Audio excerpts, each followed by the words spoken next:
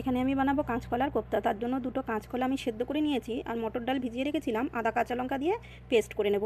এবার কাঁচকলা মেখে তার মধ্যে বাটার ডাল, নুন, হলুদ আর ধনেপাতা দিয়ে আমি এখানে মেখে নেব। এবার একটা মশলা আমি বানিয়ে নেব, টমেটো, কাঁচা লঙ্কা, আদা, শুকনো লঙ্কা, জিরে, ধনে দিয়ে বানিয়ে নেব। এবার এখানে আমি আলু সেদ্ধ করেছি নুন দিয়ে। এবার কড়াইতে সর্ষের তেলে আমি বড়াগুলো দিয়ে এইভাবে লাল লাল করে ভাজা ভাজা করে আমি এখানে তুলে নেব। তুলে নেওয়ার পরে এবার কড়াইতে আমি গরম মশলা ফোড়নে দিয়ে দেব। ফোড়নে দিয়ে তারপরে বাটা মশলা আমি এখানে ঢেলে দেবো, সাথে নুন হলুদ দিয়ে একটু ভাজা ভাজা করে নেব যাতে মশলাটা ভালো সেন্ট বেরোয়। তারপর সেদ্ধ আলু দিয়ে আমি এখানে নাড়াচাড়া করে তারপরে গরম জল ঢেলে দেবো। তারপরে ডালের বড়া 5 মিনিট ঢেকে দেবো।